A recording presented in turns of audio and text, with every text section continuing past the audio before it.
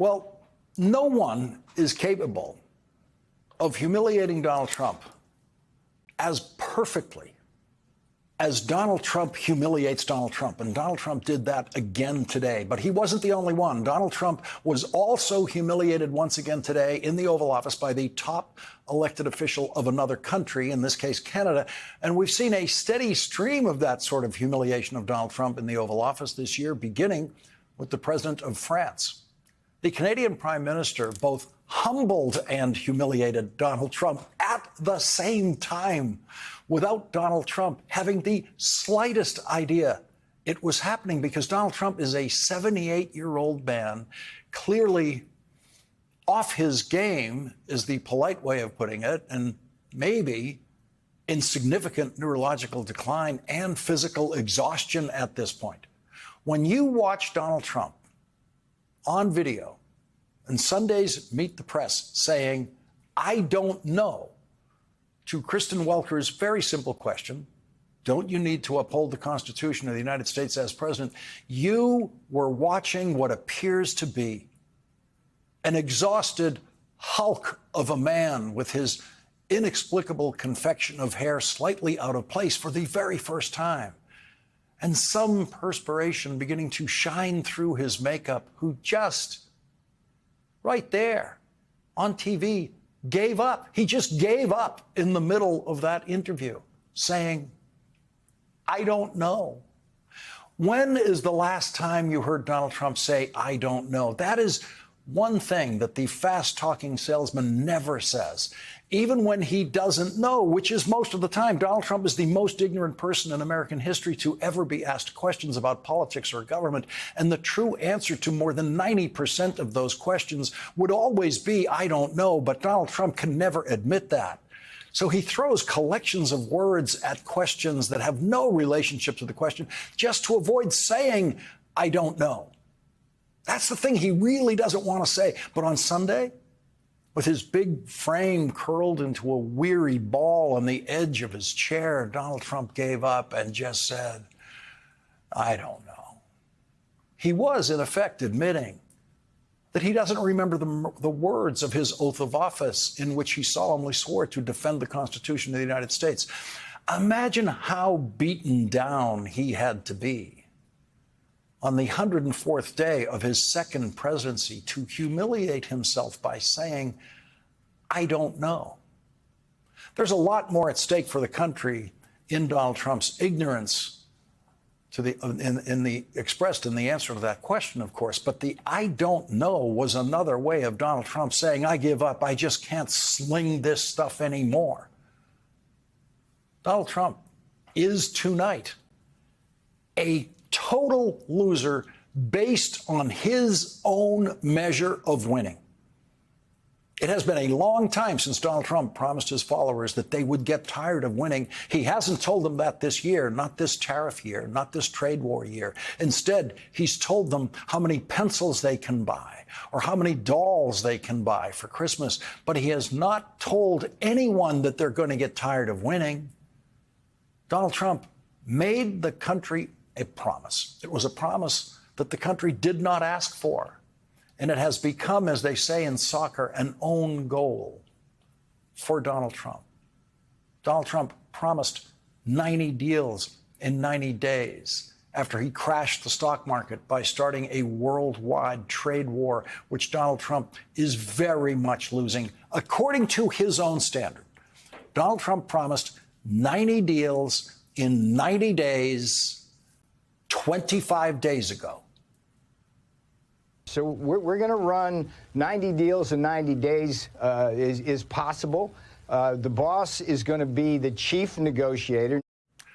The boss is going to be the chief negotiator. Wow, that's great. So that's the first time in history that the president of the United States would be the chief negotiator of any trade deal. And as of tonight, the chief negotiator, Donald Trump, is showing the world what the art of no deals looks like. Donald Trump has exactly 0 deals in 25 days. I have a deal. Done. But I need to wait for their prime minister and their parliament to give its approval, which I expect country? Shortly. Well, I'm not going to tell you what country.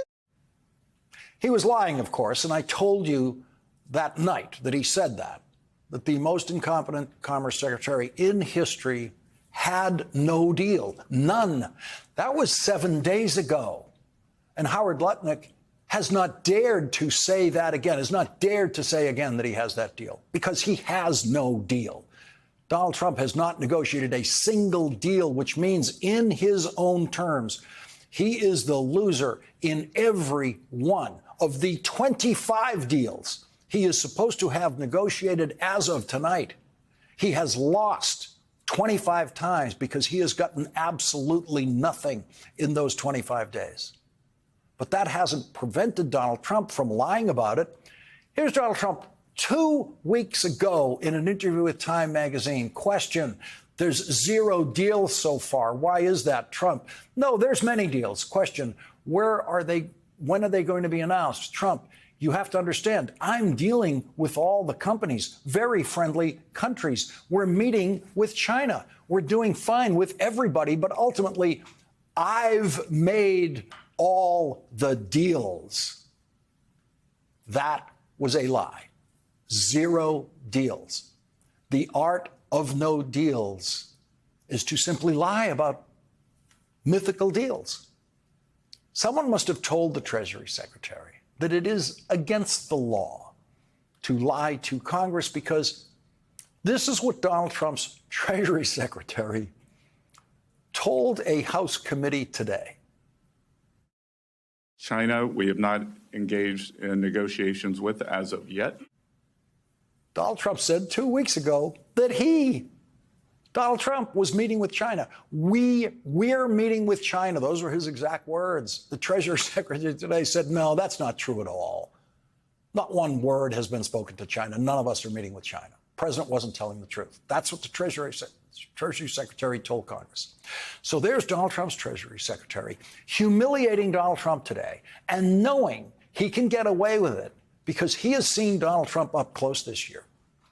And he probably knows that the Donald Trump who is now mired in the 25th day of the art of no deals is not spending his day watching the Treasury Secretary testify about Donald Trump to a House committee.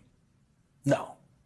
Donald Trump spent some of his day with the electorally victorious new Prime Minister of Canada, who won an election that was fueled by Canadian voter intense opposition, is the kindest word to put on it, opposition to Donald Trump. The very first president of the United States to actually offer himself as a candidate for Canadians to vote for on Election Day in a social media burst of Trumpian constitutional dementia. You're about to see the video of Donald Trump achieving the art of no deals once again today in his utterly demented attempt, this time on TV, to make Canada the 51st state.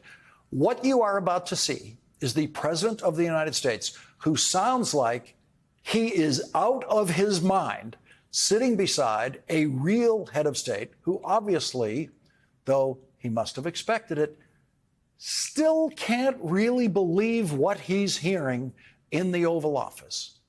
And you will watch how the Canadian Prime Minister says absolutely no to Donald Trump to his face, with Donald Trump far too exhausted at this point to try to interrupt the way he did when Ukraine's President Zelensky was sitting beside him in the Oval Office.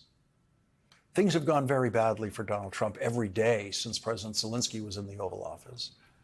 And Donald Trump had no fight in him today when the very polite Canadian beside him talked rings around Donald Trump like a ringmaster in a circus with a trained animal, threw in some magic words that sounded flattering enough to Donald Trump so that Donald Trump actually, and you'll see this, ends up nodding and agreeing with the man who is humiliating him and defeating him right there in the room on TV, the first thing you will hear Donald Trump say after the Canadian Prime Minister has humiliated him is, "That's true." That's what Trump says. No president has ever lost more in one conversation in the Oval Office than Donald Trump lost in these 90 seconds. I'm a very artistic person, but when I looked at that beauty, I said that's the way it was meant to be. But you know, I do feel it's much better for Canada, but we're not going to be discussing that unless somebody wants to discuss it. I think that there are tremendous benefits to the Canadian citizens, tremendously lower taxes, free military, which honestly we give you essentially anyway because we're protecting Canada if you ever had a problem. But I think it would really be a wonderful marriage because it's two places that get along very well. They like each other a lot.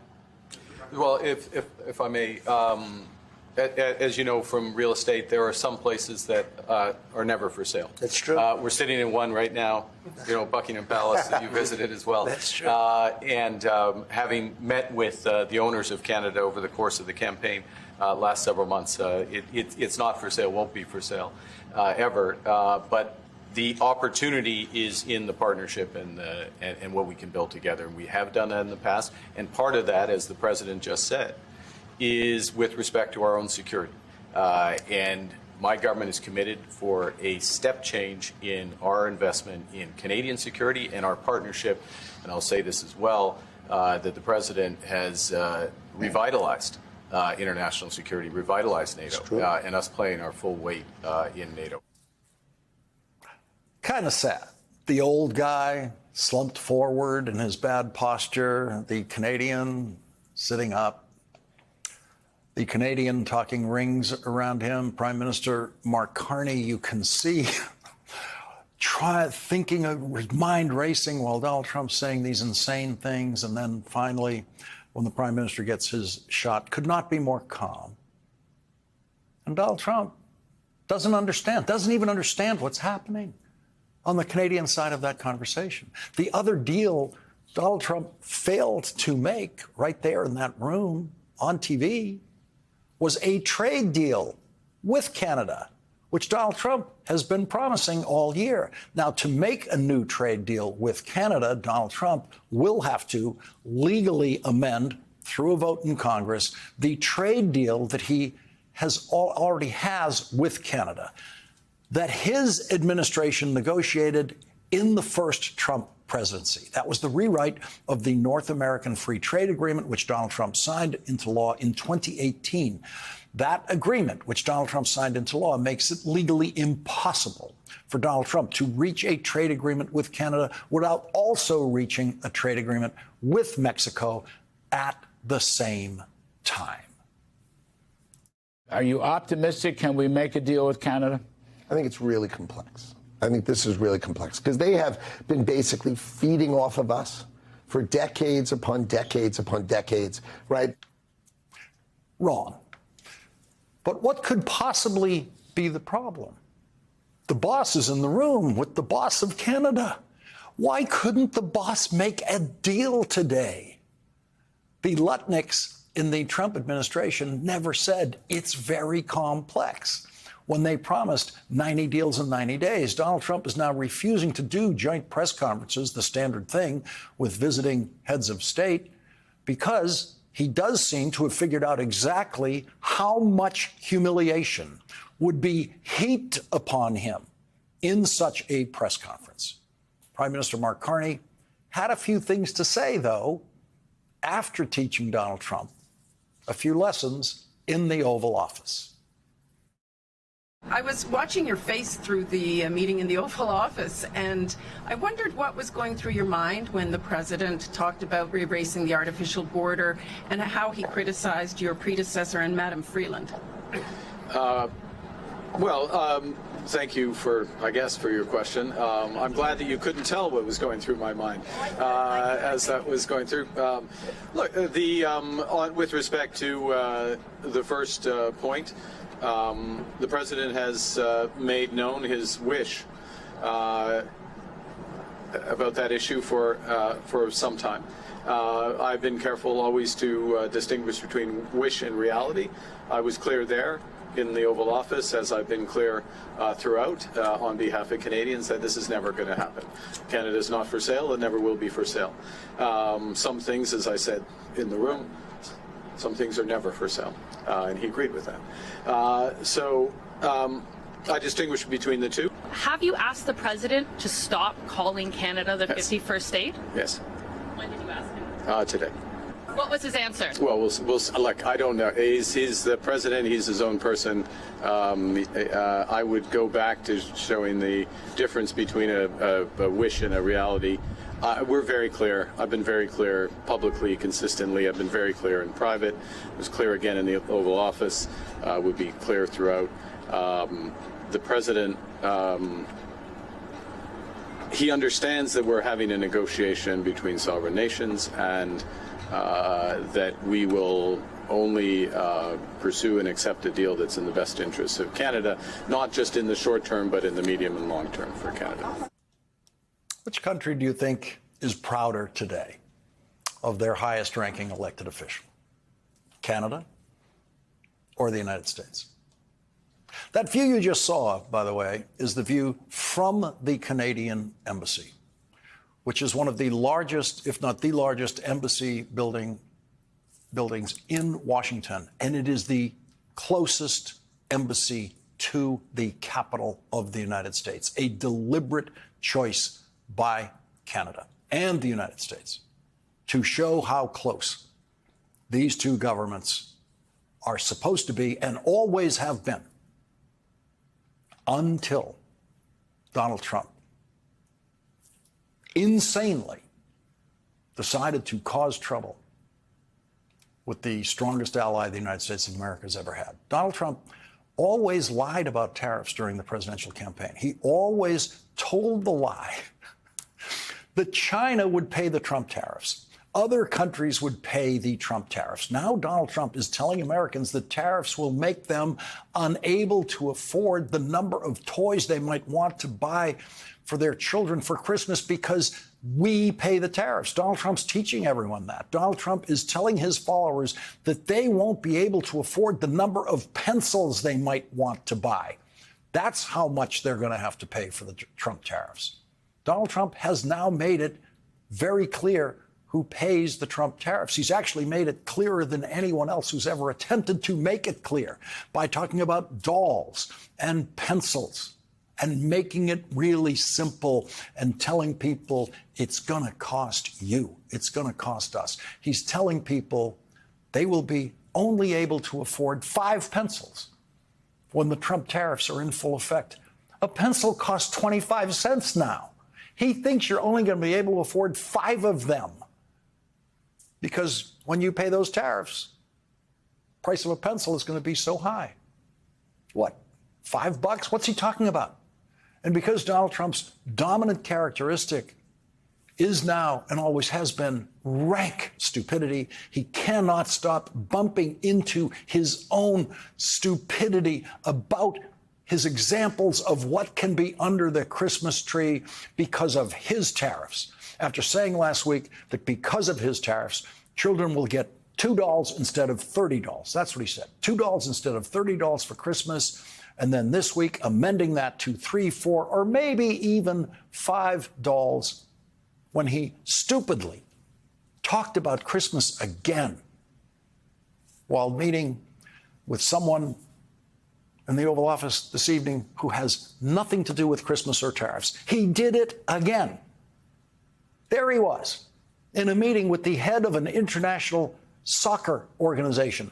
No one was there to mention tariffs or Christmas or what you can afford on Christmas because of Donald Trump's tariffs. The president, who has said the stupidest things ever said in the White House about Christmas or dolls or tariffs, stumbled and bumbled his way into saying this about his visitor, the soccer guy. He's got great enthusiasm, and that's one of the reasons that you've had such success over the last number of years that you've been there. Amazing. He's like somebody that just woke up on Christmas morning as a young child and saw those toys under the tree, and that enthusiasm really plays very well, I have to say. Really? How many toys under the tree for him? If there's a soccer ball under the tree for that soccer-obsessed visitor in the White House, it will come with a 145% tariff on it if it actually manages to arrive in shipments from China, which have slowed down and stopped in many cases. The Trump tariffs might make it impossible for many American parents who want to have a soccer ball under the tree this Christmas. Just might not be able to happen. The Trump tariffs might just block those soccer balls from ever arriving in this country, because the stores that have to order those soccer balls are not capable of paying 145% tariff for those soccer balls. So they might not order them. They might not be here in December. But there's Donald Trump using the one example to express enthusiasm that he should absolutely stay away from, the enthusiasm and joy of the child coming down to that Christmas tree on Christmas morning, a Christmas morning where Donald Trump has already told American parents that they will not be able to afford what their children want. How weak must his mind be to have allowed himself, at the end of another tiring day, living under his full responsibility for starting a worldwide trade war that he is losing? How weak must he have been mentally and physically to have said, he's like somebody that just woke up on Christmas morning as a young child and saw those toys under the tree? He said that. Donald Trump, in that idiotic statement, invited yet another focus on his choice to be the Scrooge president, which is what Republican political analyst Karl Rove is now calling him, the Scrooge president. Donald Trump's example of there being only 2 dolls under the Christmas tree this year, which earned him the nickname Donnie Two Dolls on this program last week, has quickly and vividly taught any Americans who did not already understand it that we are the ones, and the only ones, who will pay the Trump tariffs. Every penny of an American tariff, every penny of a Trump tariff will be paid and can only be paid in the United States by American companies and consumers. Tariff revenue enters the Treasury of the United States only from within the United States. Every Treasury Secretary from the first, Alexander Hamilton, onward, has known that.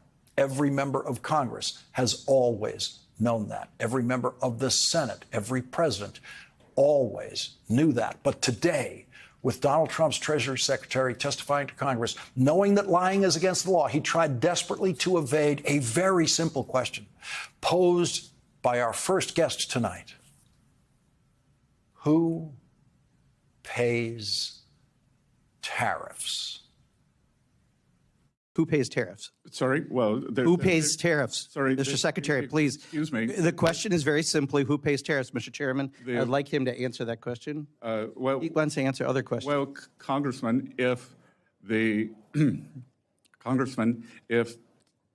exporters, they dislike tariffs so much, why wouldn't they? If I think what you're trying to get me to say. Did you remember the question? I'm not sure you did. Who pays tariffs? It's a very complicated question. Reclaiming my time. People pay tariffs, right? Reclaiming my time, Mr. Secretary. Reclaiming my time, Mr. Secretary. As a small business owner, and unfortunately, I'd like that time back since you failed to recognize me for 30 seconds. So I just recently, from one of my suppliers, got the tariff surcharge on things. And in addition to the tariff surcharge, guess what else got raised? American-made walnut plaques.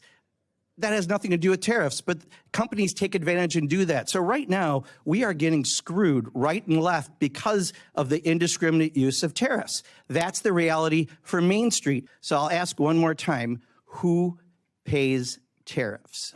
Sir, the history would show that it is a complicated mix of who pays the tariffs over various times. So that's exactly the problem. If your answer, and you are a very educated person, you have a very impressive bio, cannot answer the question who pays tariffs because you won't answer that, and you say it's a complicated issue, it's not complicated. Consumers pay Trump's tariff tax. That's the reality. You just saw a Treasury Secretary flunk an introductory economics course on TV.